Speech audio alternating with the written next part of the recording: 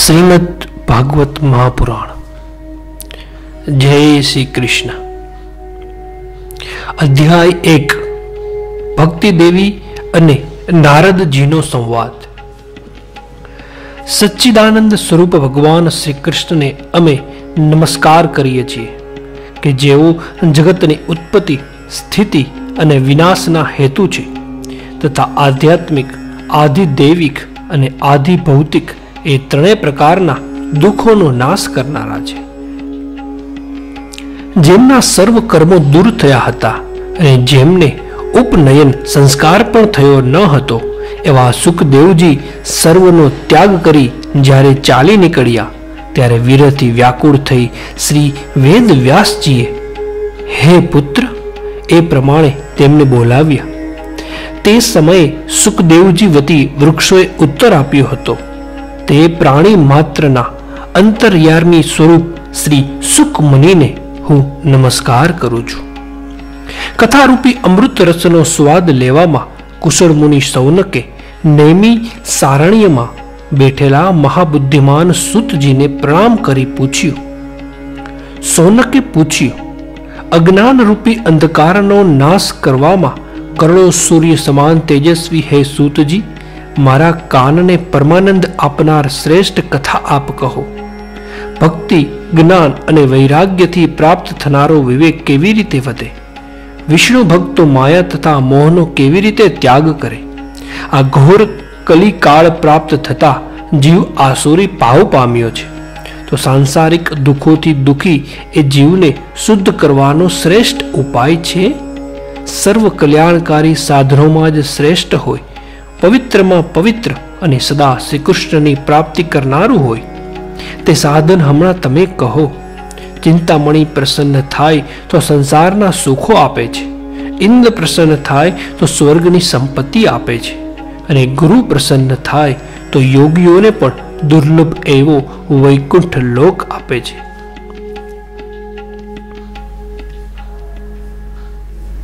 સૂતે કહ્યું, હે સોનક, તમારા હૃદયમાં પ્રેમ છે તેથી સર્વ સિદ્ધાંતો વડે સિદ્ધ થયેલું સંસારના ભયનો નાશ કરનારું, ભક્તિના પ્રવાહને વધારનારું અને શ્રી કૃષ્ણ પ્રસન્ન કરવામાં જે કારણરૂપ છે તે સાધન વિચારીને હું તમને કહું છું. તે તમે સાવધાન થઈ સાંભળો. કળિયુગમાં કાળરૂપી સર્પના મુખનો ગ્રાસ થવામાં જે ભય છે તેનો નાશ કરવા માટે શ્રી સુખદેવજીએ શ્રીમદ ભાગવત શાસ્ત્ર કહ્યું છે. મનની શુદ્ધિ માટે આનાથી બીજું કંઈ પણ નથી. જન્માંતરનું પુણ્ય હોય તો શ્રીમદ ભાગવતનો લાભ મળે. શ્રી સુખદેવજી પરીક્ષિતને કથા કહેવાને સભામાં બેઠા ત્યારે અમૃતનો કળશ લઈ દેવો ત્યાં આવ્યા હતા. પોતાના કાર્યમાં કુશળ તે સર્વદેવ સુખદેવજીને નમસ્કાર કરીને કહેવા લાગ્યા, આ અમૃત લઈ તેને બદલે કથારૂપી અમૃત તમે અમને આપો. આ રીતે અદલા બદલી થયા પછી રાજા પરીક્ષિત અમૃત પીવે અને સર્વ શ્રીમદ ભાગવત રૂપી અમૃત પીશું. પછી સુખદેવજીએ લોકમાં કથા ક્યાં અને અમૃત ક્યાં, મહાન મણિ ક્યાં અને કાચ ક્યાં એવો વિચાર કરી દેવોને હસી કાઢ્યા અને તેઓને અભક્ત જાણી કથારૂપી અમૃત આપ્યું નહીં. આમ શ્રીમદ ભાગવતની કથા દેવોને પણ દુર્લભ છે. પૂર્વ કાળમાં શ્રીમદ ભાગવતના શ્રવણથી રાજા પરીક્ષિતને મોક્ષ થઈ જોઈને બ્રહ્માને પણ આશ્ચર્ય થયું હતું અને તેમણે સત્યલોકમાં કાંટો બાંધી સર્વ સાધનો તોડ્યા હતા. તે વખતે બીજા સર્વ સાધનો હલકા થયા અને આ શ્રીમદ ભાગવત પ્રમાણમાં ભારે થયું, જેથી સર્વ ઋષિઓ અત્યંત વિસ્મય પામ્યા હતા. તેઓ માનવા લાગ્યા કે શ્રીમદ ભાગવત પૃથ્વી પર શ્રી ભગવાનનું સ્વરૂપ છે અને તેનું પઠન કે શ્રવણ તત્કાલ વૈકુંઠ રૂપ ફળ આપનારું છે. માત્ર 7 દિવસ શ્રવણ કરવાથી સર્વથા મુક્તિ આપનારું છે. પૂર્વે દયાળુ અને સનકાદી મુનિઓએ આ શ્રીમદ ભાગવત નારદ મુનિને કહ્યું હતું. જોકે દેવર્ષિ નારદ બ્રહ્મદેવની પાસેથી આ સાંભળ્યું હતું, પણ સપ્તાહ શ્રવણનો વિધિ સનકાદિક કુમારોને તેમને કહ્યો હતો.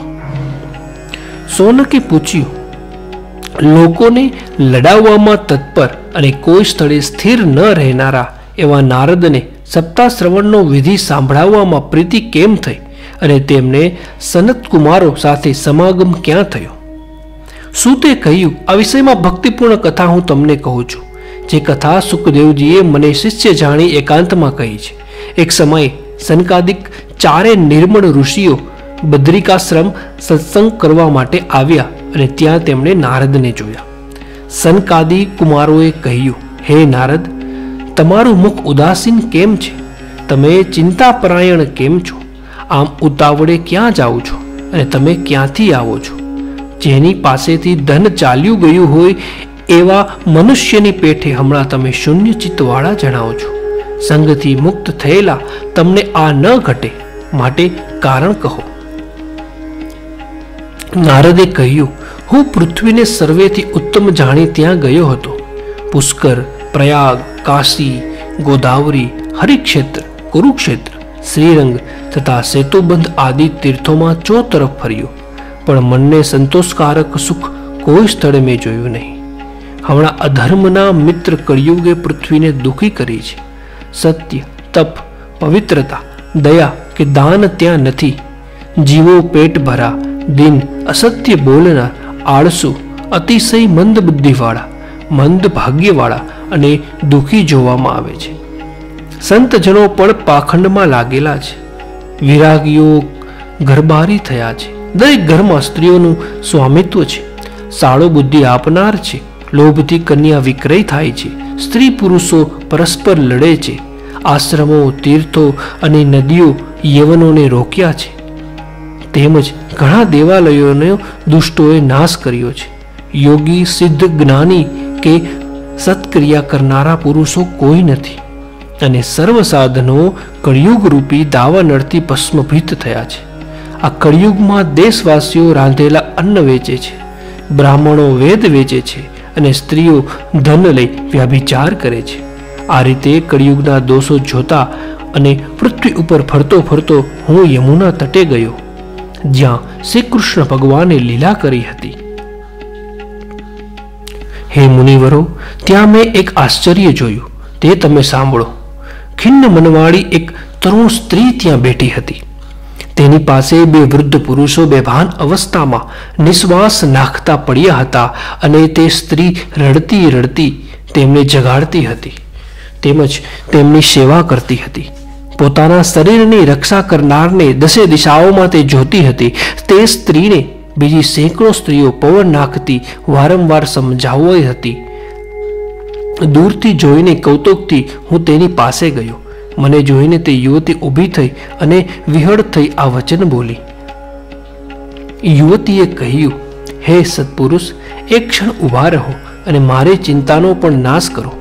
તમારું ઉત્તમ દર્શન સંસારના પાપોને સર્વથા હરનારું છે. તમારા વચનથી ઘણે ભાગે મારા દુઃખની શાંતિ થશે. જો મોટું ભાગ્ય હોય તો જ આપનું દર્શન થાય છે. નારદે કહ્યું, હે દેવી, તું કોણ છે? આ 2 પુરુષો કોણ છે અને કમળ સમાન નેત્રોવાળી આ સ્ત્રી કોણ છે? તારા દુઃખનું કારણ તું મને વિસ્તારથી કહે. યુવતીએ કહ્યું, હું ભક્તિ નામથી પ્રખ્યાત છું. આ 2 મારા પુત્રો છે.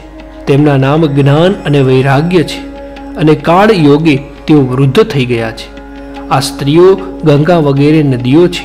મારી સેવા માટે આવી છે અને દેવો સેવે છે તો પણ સુખ નથી. હે તપોધન, હવે તમે ચિંતાયુક્ત થઈ મારી વાત સાંભળો. મારી વાત લાંબી છે તો પણ તે સાંભળી તમે મને સુખ આપો. હું દ્રવિડ દેશમાં ઉત્પન્ન થઈને કર્ણાટક તથા મહારાષ્ટ્ર દેશમાં કોઈ સ્થળે વૃદ્ધિ પામી, પણ ગુજરાતમાં જીર્ણ થઈ. ત્યાં ઘોર કળિયુગના યોગથી પાખંડોએ મારા અંગો ભાંગી નાખ્યા, જેથી હું દુર્બળ થઈ લાંબા વખત સુધી આ પુત્રો સાથે અશક્તપણાને પામી. પણ હાલમાં વૃંદાવન આવીને જાણે નવીન નઈ હોઉં તેમ અત્યંત સુંદર રૂપવાળી નવ યુવતી થઈ છું.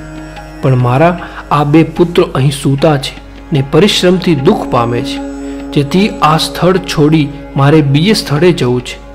મારે આ બંને પુત્રો ઘડપણ પામ્યા તે દુઃખથી હું જો દુઃખી છું. સાથી હું તરુણ થઈ અને સાથી આ 2 પુત્રો ઘરડા થયા. અમે ત્રણે સાથે વિચરીએ છીએ, છતાં આવી વિપરતા કેમ થઈ?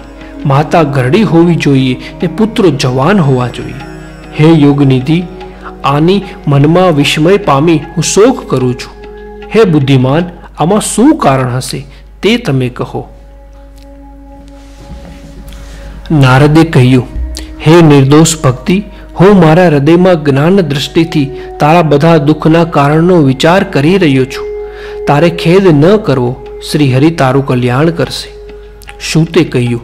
મુનીશ્વર નારદે એક ક્ષણ માત્રમાં તે જાણી લઈ આ વચન કહ્યું. નારદ બોલ્યા, હે યુવતી, સાવધાન થઈ તું સાંભળ. આ કળિયુગ ભયંકર છે. તેણે સદાચાર યોગ માર્ગને તપનો નાશ કર્યો છે. લોકો અઘાસુર જેવા થયા છે, જેથી સઠતા અને દુષ્ટ કર્મો કરે છે. આ યુગમાં સજ્જનો દુઃખ પામે છે અને દુર્જનો આનંદ કરે છે. જે બુદ્ધિમાન પુરુષ ધૈર્ય ધારણ કરે છે તે જ ધીર અથવા પંડિત છે. આ પૃથ્વી દર વર્ષે જોવા કે સ્પર્શ કરનારને પણ અયોગ્ય થતી ક્રમે શેષનાગને ભાર કરતા થઈ પડી છે. કોઈ પણ સ્થળે મંગળ દેખાતું નથી. હમણાં તને પણ તારા પુત્રો સાથે કોઈ જોતું નથી. વિષયોમાં અંધ થયેલા મનુષ્યએ ઉપેક્ષા કરેલી તું જીર્ણપણે રહી હતી, પણ વૃંદાવનના યોગથી પાછી તું નવ યુવતી થઈ છે. ખરેખર આ વૃંદાવન ધન્ય છે કે જ્યાં ભક્તિ નૃત્ય કરે છે.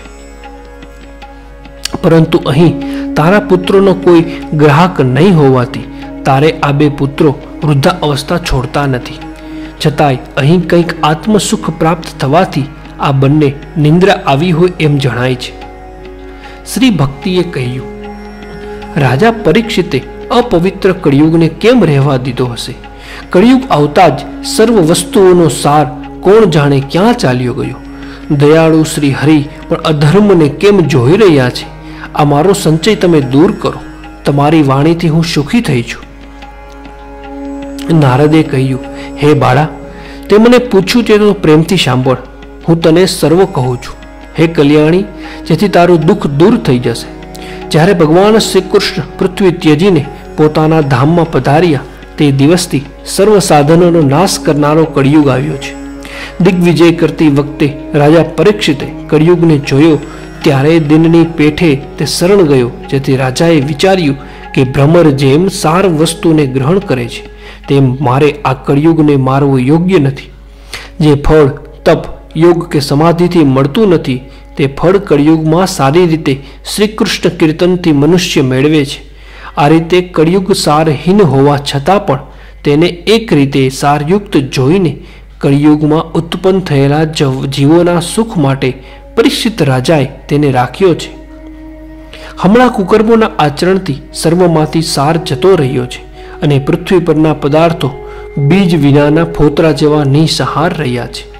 બ્રાહ્મણો ઘેર ઘેર પ્રત્યેક મનુષ્ય પાસે અન્નના લોભથી ભાગવતની કથા થઈ રહી છે. તેથી કથાનો સાર ગયો છે. જે લોકો અતિ ઉગ્ર અનેક કર્મો કરનારા ભયંકર નાસ્તિકો છે તેઓ પણ તીર્થમાં આવે છે અને પવિત્ર પુરુષોમાં ખપે છે. તેથી તીર્થોનો સાર ગયો છે. કામ, ક્રોધ, પુષ્કળ લોભ અને તૃષ્ણાથી વ્યાકુળ ચિત્તવાળા લોકો પણ તપ કરે છે. તેથી તપનો સાર ગયો છે. મનને ન જીતવાથી, લોભથી, દંભથી, પાખંડનો આશ્રય કરવાથી અને શાસ્ત્રોનો અભ્યાસ ન કરવાથી ધ્યાન તથા યોગનું ફળ ગયું છે. પંડિતો પણ પાડાઓની પેઠે પોતાની સ્ત્રીઓની સાથે વિહાર કરે છે અને પુત્ર ઉત્પન્ન કરવામાં ચતુર થઈ મોક્ષ સાધવામાં ચતુર નથી રહ્યા. વળી સંપ્રદાય પૂર્વકનું વૈષ્ણવપણું ક્યાંય નથી. એ રીતે પ્રત્યેક સ્થળે વસ્તુઓને સાર નાશ પામ્યો છે. આ તો યુગ ધર્મ વર્તે છે, તેમાં દોષ કોનો? આ કારણથી સમીપમાં રહ્યા છતાં ભગવાન કળિયુગના ધર્મને સહન કરે છે. સૂતે કહ્યું, હે સોનક, તેમનું એ વચન સાંભળી ભક્તિ અત્યંત વિસ્મય પામી અને ફરી જે વચન બોલી તે તમે સંભળાવો. શ્રી ભક્તિએ કહ્યું, હે દેવર્ષિ, તમે ધન્ય છે. મારા ભાગ્યથી તમે આવ્યા છો. જગતના સત્ય પુરુષોનું દર્શન જ સર્વ સિદ્ધિઓને પર કારણ છે. જેમનો કેવળ એક જ વખત ઉપદેશ સાંભળી પ્રહલાદજી માયાને જીતી ગયા અને જેમની કૃપાથી ધ્રુવજી પણ ધ્રુવપદ પામ્યા છે, તે સમગ્ર કલ્યાણ પાત્ર બ્રહ્માના પુત્ર આપને હું પ્રણામ કરું છું. અધ્યાય 1 સમાપ્ત. જય શ્રી કૃષ્ણ.